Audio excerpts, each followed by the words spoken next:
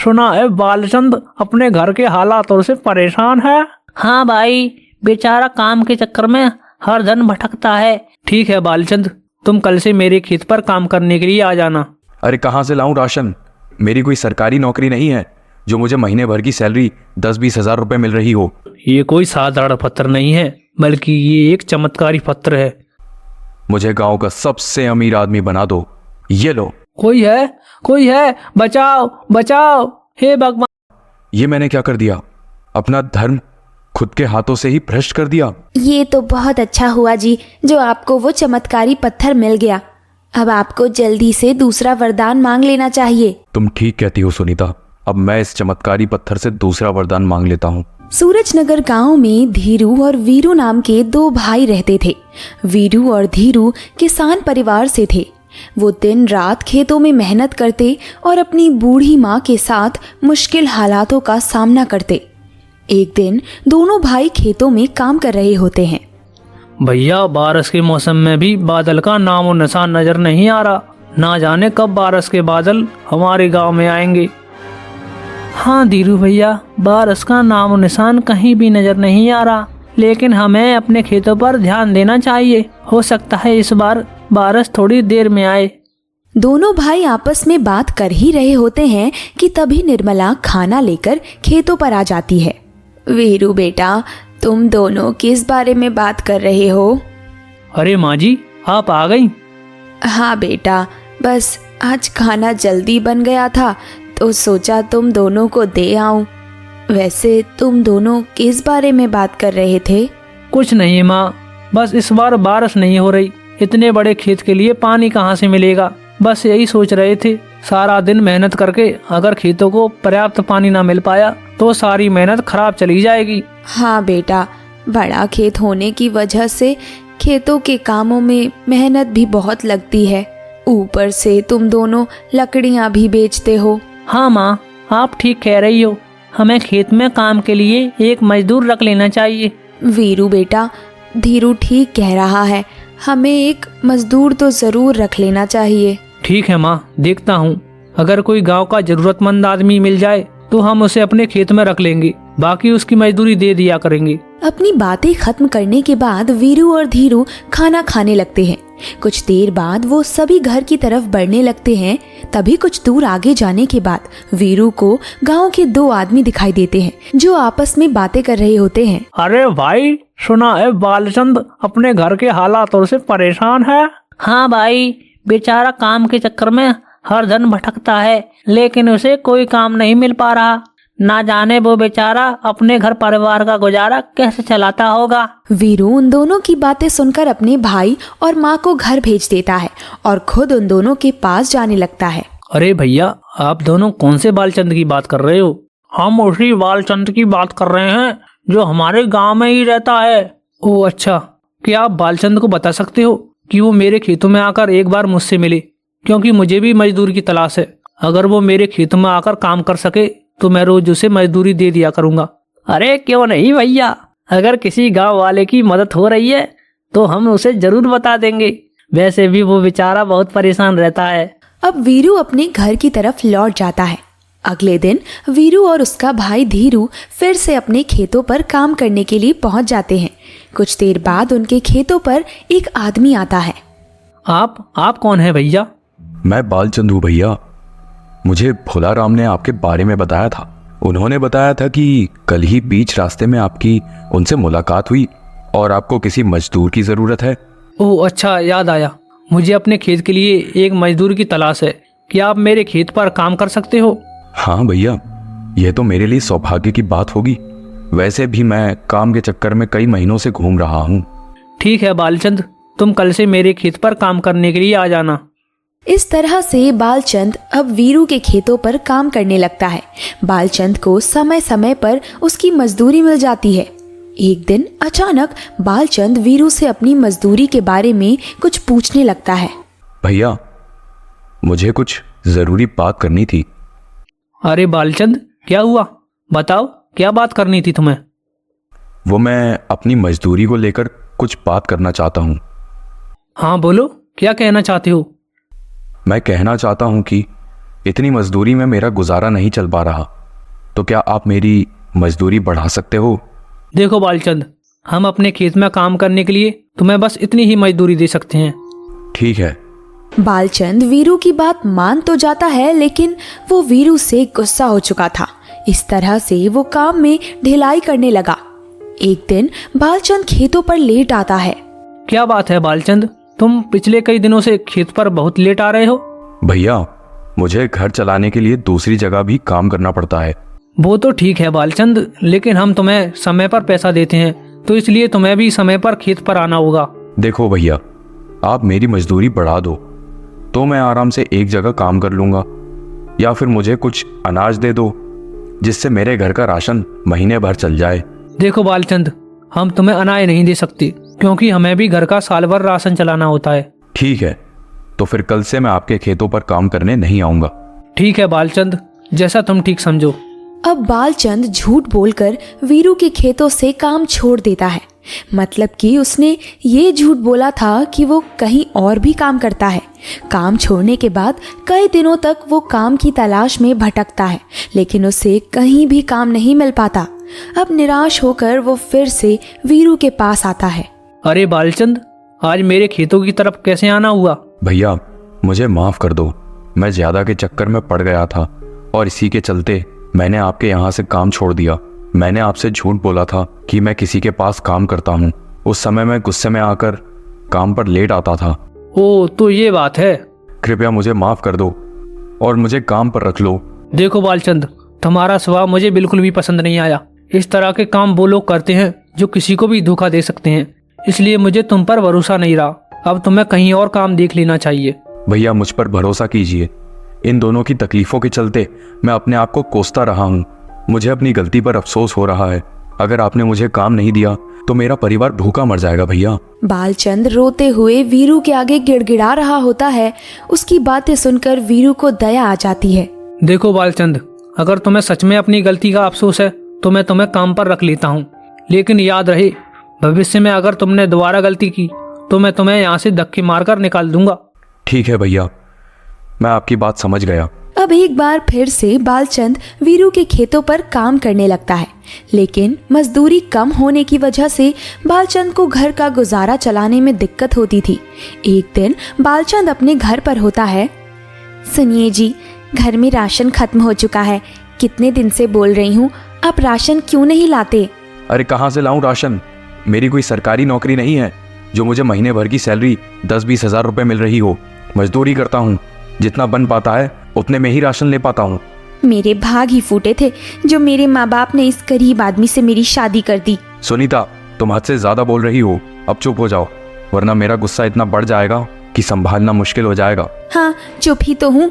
जब से व्याकर तुम्हारे घर आई हूँ। जब एक औरत का पेट नहीं पाल सकते तो शादी क्यों करते हो तुम जैसे मर्द? बालचंद अपना दांत पीसकर रह जाता है, क्योंकि वो पहले से अपने हालातों से परेशान था। एक दिन वो खेतों का काम खत्म करके जंगल के रास्ते अपने घर जा रहा होता है। तभी उसका पैर एक लकड़ी में फंस जाता है और वो नीचे गिर जाता है। अरे ये क्या मुसीबत है! दिन भर की मेहनत के बाद अब ये भी देखना बाकी था। कौन बेवकूफ इन लकड़ियों को रास्ते में छोड़कर चला जाता है? ऐसे तो कोई भी व्यक्ति इन लकड़ियों में फंसकर गिर सकता है। मुझे इस लकड़ी को एक तरफ रख देना चाहिए। अब बालचंद उन लकड़ियों को रास्ते से किनारों पर रख देता है। कुछ देर बाद वो अपने घर की तरफ बढ़ने लगता है। तभी वो रुक जाता है और उन लकड़ियों की तरफ देखने लगता है। क्यों ना मैं इन लकड़ियों को काट कर बाजार में ऊंचे दामों में बेच दूं? आइडिया तो अच्छा है। जंगल में तो लकड़ियों की कोई कमी नहीं है। अगर मैं रोज लकड़ियां काट कर बेचूं तो मुझे हर दिन पैसे मिलेंगे और मेरे घर की परेशानियां भी खत्म हो जाएंगी। हाँ, यही सही रहेगा।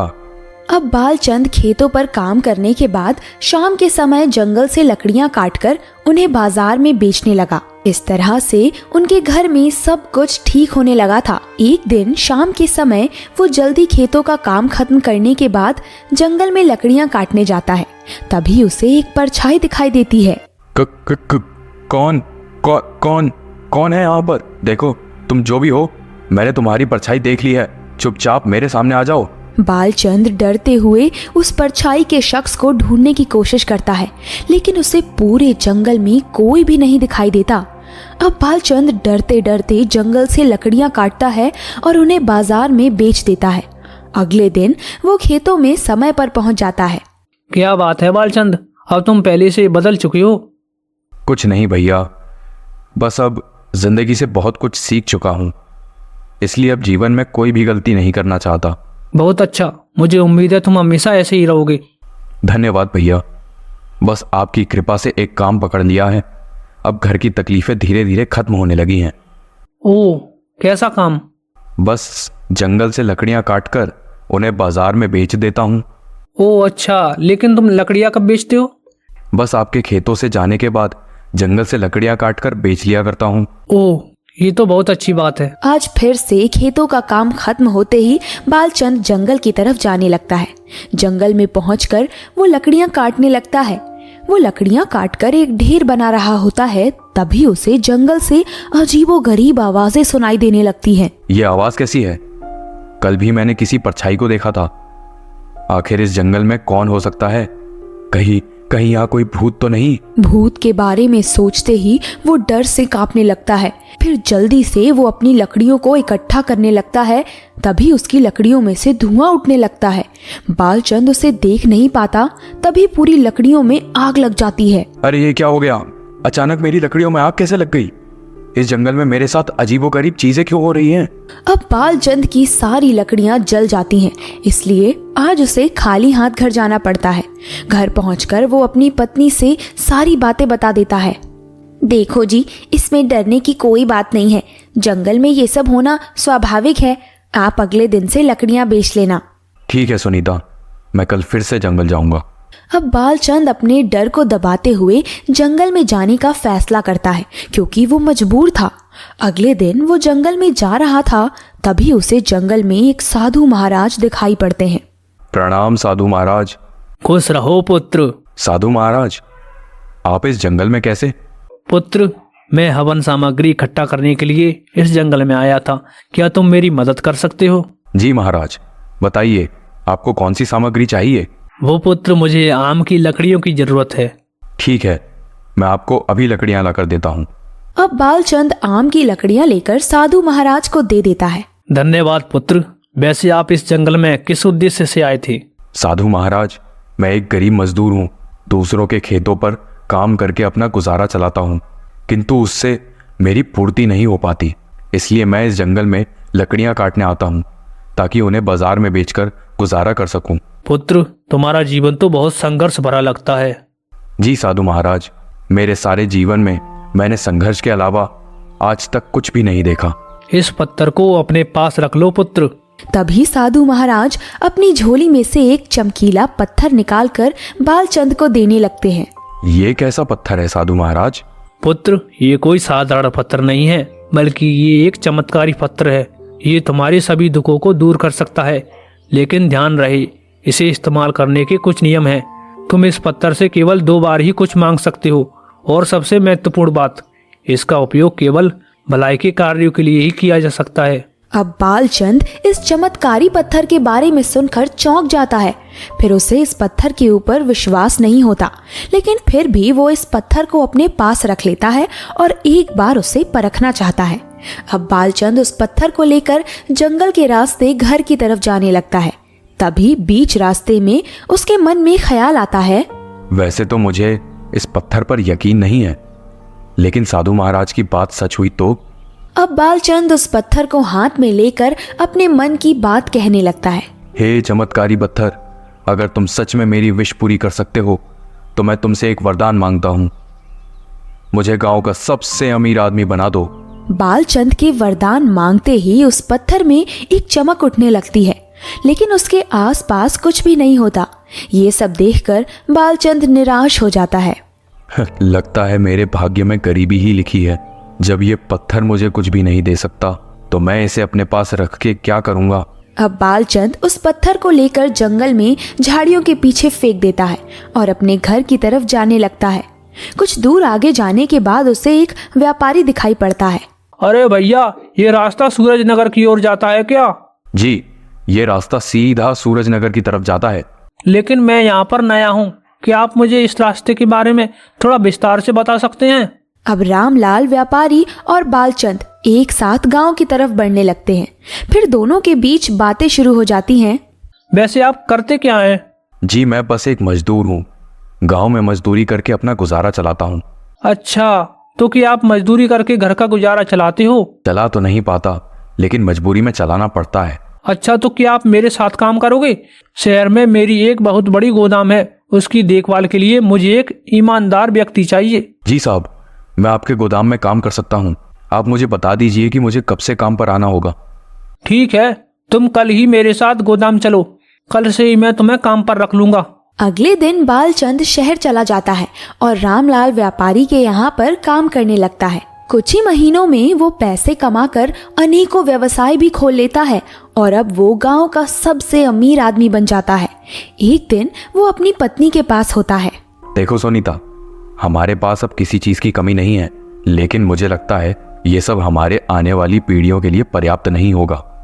इसलिए मुझे गांव में ज्यादा से ज्यादा जमीन खरीदनी होगी। देखिए जी, मैं नहीं चाहती कि हमारी संतान बिना मेहनत किए सब कुछ हासिल कर ले। जैसे आपने परिश्रम करके अपना मुकाम हासिल किया है, वैसे ही उन्हें भी मेहनत करना सीखना होगा। यदि वे बिना संघर्ष के सब कुछ पाते रहेंगे तो उनके जीवन में कोई सीख नहीं मिल पाएगी। इससे वे ना तो मेहनत का महत्व समझ पाएंगे और ना ही गरीबों की भावनाओं को सही तरीके से महसूस कर सकेंगे। वो सब मुझे नहीं पता, लेकिन जो मुझे ठीक लगेगा मैं वही करूँगा। अब बालचंद गांव में जमीन खरीदना चाहता था, इसलिए वो वीरू के पास जाता है और उसकी जमीन खरीदने की बात करता है। देखो बालचंद, मुझे पता है कि अब तुम गांव के सबसे धनी व्यक्ति बन चुकी हो, लेकिन मुझे अपनी जमीन नहीं बेचनी।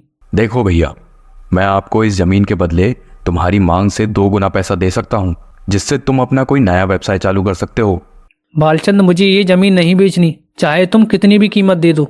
देखो वीरू, तुम अपनी जमीन मुझे ना बेचकर अपने लिए सबसे बड़ी मुसीबत खड़ी कर रहे हो। तुम्हें कुछ भी नहीं पता मैं अपने पैसे के दम पर क्या क्या कर सकता हूँ। बालचंद, तुम्हें जो करना है कर लो, लेकिन मैं अपनी जमीन नहीं बेचूंगा। तो ठीक है, अपनी जिद का खामियाजा भुगतने के लिए तैयार हो जाओ। अब बालचंद गुस्से से आग बबूला हो जाता है और अपने घर की तरफ जाने लगता है। अगले दिन वीरू और धीरू जंगल के रास्ते लकड़ियां लेकर बाजार जा रहे होते हैं। तभी वहां पर बालचंद आ जाता है। उसके हाथ में एक मजबूत लकड़ी का टुकड़ा होता है। देखो वीरू, तुमने मेरी ना मानकर बहुत बड़ी गलती कर दी है। अरे बेवकूफ, तुझे प्यार की भाषा समझ नहीं आती क्या? भैया ने तुझे कल समझाया था कि हम जमीन नहीं बेचेंगे, तो तू हमसे फिर से बहस करने आ पहुंचा। तुम दोनों को तो मैं अभी सबक सिखाता हूँ। ये लो, ये लो। कोई है, बचाओ बचाओ, हे भगवान, ये तो पूरा राक्षस बन गया है, कोई हमें बचाओ बचाओ। अब बालचंद अपने हाथ में मौजूद लकड़ी से उन दोनों भाइयों के ऊपर वार कर देता है। उसने दोनों भाइयों को इतनी बुरी तरह से मारा कि दोनों ने वहीं पर दम तोड़ दिया। अब बालचंद कई दिनों तक वीरू के खेतों पर नहीं जाता। काफी दिन बीत जाने के बाद वो निर्मला के पास जाता है। अरे माँ जी, वीरू भैया कहाँ हैं? अरे बालचंद बेटा, तुम क्या बताऊं, मेरी तो दुनिया ही उजड़ गई। मेरे दोनों बेटे एक दिन लकड़ियां बेचने निकले थे, लेकिन तब से अब तक लौट कर नहीं आए। ना कोई खबर, ना कोई निशान। अब तो मैंने उनके आने की उम्मीद भी छोड़ दी है। अरे रे, ये तो बहुत ही बुरा हुआ माँ जी। लेकिन अब आप अकेले अपना गुजारा कैसे चला पाओगी? अब तो बस भगवान का ही भरोसा है। देखो माँ जी, आप अपने खेत मुझे बेच दीजिए। मैं आपको खेतों के पैसे के अलावा इतने पैसे दे दूंगा कि आप जीवन भर आराम से अपना गुजारा कर पाओगी। ठीक है बेटा, वैसे भी अब वो खेत मेरे किसी काम के नहीं। मुझसे इस उम्र में खेतों में काम नहीं हो पाएगा। इस तरह से बालचंद निर्मला के खेत हड़प लेता है। उधर गांव में बालचंद को लेकर खबर फैल चुकी थी कि उसने वीरू और धीरू को गायब कर दिया है। अरे सीताराम, तुम्हें पता है वीरू और धीरू के गायब होने से पहले उनकी बालचंद के साथ कहा सुनी हुई थी? नहीं भाई, मुझे तो इस बारे में कुछ नहीं पता। अरे ये खबर तो पूरे गांव में फैली पड़ी है। मुझे तो पूरा शक है बालचंद ने ही उन दोनों भाइयों को गायब कर दिया है। कहीं बालचंद ने उन्हें जान से तो नहीं मार दिया? राम राम राम राम, ये भी हो सकता है। भोला राम और सीताराम आपस में बातें कर ही रहे होते हैं कि तभी वहाँ पर बालचंद आ जाता है। तुम दोनों मेरा नाम लेकर क्या बातें कर रहे हो? कुछ भी तो नहीं, हम तो बस गांव की बातें कर रहे थे। अरे हाँ बालचंद भैया, हम तो बस आपकी तारीफ कर रहे थे। बेवकूफ़ बनाना बंद कर दो। मैंने तुम्हारी सभी बातें सुन ली हैं। और हाँ, इतना याद रखना, अगर तुमने मेरे बारे में गलत अफवाह फैलाने की कोशिश करी तो तुम दोनों की खैर नहीं। अब बालचंद अपनी बात कहकर वहां से चला जाता है। उसके जाने के बाद भोलाराम और सीताराम आपस में बात करने लगते हैं। अब तो मुझे पूरा यकीन हो गया, उन दोनों भाइयों के साथ जरूर इसने ही कुछ गलत किया है। हाँ भैया, तुम सही कहते हो। इसी तरह दिन बीतते गए और बालचंद लोगों पर अपना हुकूमत जताने लगा। इसी वजह से गांव के सभी लोगों के साथ उसकी दुश्मनी बढ़ जाती है। अगले दिन बालचंद अपनी पत्नी के साथ होता है। देखो जी, मैं गांव में आपके बारे में तरह तरह की अफवाहें सुन रही हूँ। कहीं आपने कुछ गलत तो नहीं कर दिया? ये क्या बकवास कर रही हो सुनीता? तो फिर आपकी बहस के बाद वीरू और धीरू कहाँ गायब हैं? मुझे क्या पता। मैंने उन दोनों से बस खेतों के बेचने की बात करी थी। जब उन्होंने मना किया तो मैंने उनके खेतों की तरफ जाना छोड़ दिया। अब उस दिन से मुझे क्या पता कि वो लोग कहाँ गए और उनके साथ क्या क्या हुआ। इस तरह से दिन बीतते जाते हैं। एक दिन बालचंद के साथ कुछ अजीबोगरीब घटना होती है। उस रात बालचंद अपने घर में सो रहा होता है, तभी उसके घर में अजीब सी आवाजें आती हैं। बालचंद अपने घर की लालटेन लेकर घर से बाहर निकलता है। कौन है? लगता है कोई जानवर हमारे घर की तरफ आया है। मुझे उसे भगा देना चाहिए, नहीं तो वो खेतों की फसलों को खराब कर देगा। अब बालचंद किसी जानवर के बारे में सोचकर ना चाहते हुए भी उस जंगल की तरफ बढ़ जाता है। अरे, ये मैं कहाँ आ गया? ये जगह तो बिल्कुल सुनसान लग रही है। इतनी रात को मैं इस घने जंगल में कैसे पहुंच गया? ये सब कैसे हुआ? अरे बाप रे, मुझे जल्द से जल्द घर जाना चाहिए। अब बालचंद जैसे ही घर जाने के लिए मुड़ा ही था कि उसके पीछे वीरू और धीरू की आत्मा आ जाती है। वो दोनों खून से लथपथ थे। बालचंद, अब हम तुझे नहीं छोड़ेंगे, तुझे हमारे साथ चलना होगा। तूने हमारे साथ बहुत बुरा किया है, अब तुझे हमसे कोई भी नहीं बचा पाएगा। हम तेरा सीना फाड़कर खून पी जाएंगे। कौन कौन हो तुम दोनों? वीरू की बात सुनते ही बालचंद बुरी तरह डरकर कांपने लगता है और वहीं पर गिरकर बेहोश हो जाता है। अगले दिन गांव के सभी लोग बालचंद के पास खड़े होते हैं और उसकी पत्नी भी वहां मौजूद होती है। हे भगवान, आपको क्या हो गया? आंखें खोलो जी, आपके बिना मैं कैसे रहूंगी? सुनीता का रो रो कर बुरा हाल हो जाता है। तभी बालचंद अपनी आंखें खोल देता है। वो अपने चारों तरफ नजर दौड़ाते हुए डर से कांप रहा था। फिर सुनीता उसे अपने साथ घर पर ले जाती है। आपको क्या हो गया था जी? सुबह जब मेरी आंख खुली तो आप घर पर नहीं थे। गांव वालों से पता चला कि आप जंगल में बेहोश पड़े हो। बालचंद अपनी पत्नी की आवाज को तो सुन रहा था, लेकिन उसके मन में अब डर बैठ चुका था, इसलिए वो कुछ भी नहीं बोल पाया। ऐसे ही दिन बीतते जाते हैं। अब बालचंद बहुत कम बोलता था, उसकी सेहत भी बिगड़ती जा रही थी। अब बालचंद के इलाज के चक्कर में सारी धन दौलत खत्म हो जाती है, लेकिन उसकी तबीयत सुधरने के बदले बिगड़ती चली जाती है। एक रात बालचंद अपनी पत्नी के पास सोया हुआ था। आधी रात को जब सुनीता की नींद खुलती है तो बालचंद उसके पास नहीं होता। अरे, ये कहाँ चले गए? सुनीता उठकर घर से बाहर जाती है और बालचंद को ढूंढने लगती है। घर के बाहर जाने के बाद सुनीता को जो दिखता है उसे देखकर सुनीता के होश उड़ जाते हैं। हे भगवान, ये मैं क्या देख रही हूँ? आप ये क्या खा रहे हो? सुनीता, मुझे भूख लगी है, मुझे इस मांस को खाने दो। ये क्या जानवरों की हरकत है? आप किसी कुत्ते का मांस कैसे खा सकते हो? आप ठीक तो हो ना? चलो, घर में चलो। अब सुनीता बालचंद का हाथ पकड़कर उसे घर में ले जाने लगती है। तभी बालचंद जोर जोर से डरावनी आवाज में चिल्लाने लगता है। हट जाओ, मुझे नहीं जाना, मुझे कुत्ते का मांस खाना है। होश में आओ जी, आप क्या अनर्थ कर रहे हो? बालचंद सुनीता की बात नहीं मानता। तभी सुनीता जल से भरा लोटा लाती है और बालचंद के मुंह पर फेंक देती है। सुनीता, तुम यहाँ? क्या हो गया है आपको? आप इस तरह की अजीबोगरीब हरकत क्यों कर रहे थे? क्या किया मैंने? आप अभी थोड़ी देर पहले कुत्ते का मांस खा रहे थे। हे भगवान, ये मैंने क्या कर दिया? अपना धर्म खुद के हाथों से ही भ्रष्ट कर दिया। ये सब मेरे साथ क्या हो रहा है? अब बालचंद अपने बारे में सोचकर रोने लगता है। फिर सुनीता बालचंद को अपने साथ घर में ले जाती है। इस बार बालचंद सुनीता से सभी बातें बता देता है। मेरी बात सुनो जी, आपने उस पत्थर से अभी तक एक बार ही वरदान मांगा है और वही तुम्हारे जीवन में इस तबाही की वजह बन गई। लेकिन याद करो, अभी दूसरी बार भी तुम वरदान मांग सकते हो। बालचंद सुनीता की तरफ हैरानी से देखता है। उसकी आंखों में पछतावा झलकता है। हाँ जी, अगर वही पत्थर तुम्हारी पहली इच्छा को पूरी कर सकता है तो दूसरी इच्छा भी पूरी कर सकता है। तुम उस पत्थर को फिर से ढूंढो और सब कुछ ठीक होने का वरदान मांगो। बालचंद सुनीता की बात सुनकर गहरी सोच में पड़ जाता है। सुनीता उसकी हिम्मत बढ़ाने के लिए आगे कहती है, देखो, जो कुछ भी हुआ उसे बदला तो नहीं जा सकता, लेकिन शायद सब कुछ ठीक किया जा सकता है। हो सकता है इस बार भी तुम्हारी प्रार्थना स्वीकार कर ली जाए और जो विनाश तुमने देखा है वो खत्म हो जाए। बालचंद की आंखों में हल्की उम्मीद की चमक आ जाती है। वो सुनीता की तरफ देखता है और धीरे धीरे सिर हिलाता है, मानो अब वो इस रास्ते पर चलने के लिए तैयार हो गया। अगले दिन बालचंद जंगल में उसी जगह जाता है जहाँ पर उसने पत्थर को फेंका था। मुझे अच्छे से याद है, मैंने उस पत्थर को यहीं पर फेंका था। अब बालचंद उस पत्थर को ढूंढने लगता है। कुछ देर बाद उसे पत्थर मिल जाता है। अब बालचंद पत्थर को लेकर अपने घर चला जाता है। भगवान का लाख लाख शुक्र है, मुझे पत्थर मिल गया। देखो सुनीता, ये वही पत्थर है जिससे मैंने पहला वरदान मांगा था। ये तो बहुत अच्छा हुआ जी, जो आपको वो चमत्कारी पत्थर मिल गया।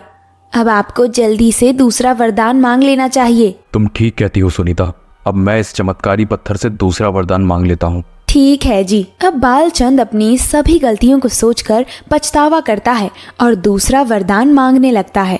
हे चमत्कारी पत्थर, मैंने जो कुछ भी किया वह मेरे लालच का परिणाम था। मैं लालच में इतना अंधा हो गया था कि इंसानियत तक भूल चुका था, लेकिन अब मुझे अपनी सारी गलतियों का गहरा पछतावा हो रहा है। कृपया मुझे एक आखिरी मौका दो, मेरा यह अभिशाप खत्म कर दो और मेरे जीवन की सारी परेशानियां दूर कर दो। मुझे फिर से एक साधारण किसान बना दो ताकि मैं अपनी गलतियों को सुधार सकूं और एक सच्चा इंसान बन सकूं। बालचंद के वरदान मांगने के बाद पत्थर से एक तेज रोशनी निकलती है और देखते ही देखते बालचंद के शरीर से हर निशान खत्म हो जाते हैं। हे भगवान, आपका बहुत बहुत शुक्रिया। अब मैं बिल्कुल ठीक हो चुका हूँ। हाँ जी, आप ठीक हो गए। अब हम दोनों फिर से एक ईमानदार इंसान बनेंगे और सब कुछ ठीक हो जाएगा। इस तरह से बालचंद फिर से एक साधारण किसान का जीवन जीने लगता है और खुशी खुशी अपना जीवन व्यतीत करने लगता है। इस कहानी से हमें ये सीख मिलती है कि इंसान को हमेशा अपनी मेहनत से मिले हुए जीवन में संतुष्ट रहना चाहिए। अधिक लालसा कभी कभी हमें गलत रास्ते पर ले जा सकती है, जिससे हम सही और गलत का फर्क भूल जाते हैं। आखिर में हमें अपने कर्मों का परिणाम इसी दुनिया में भुगतना पड़ता है।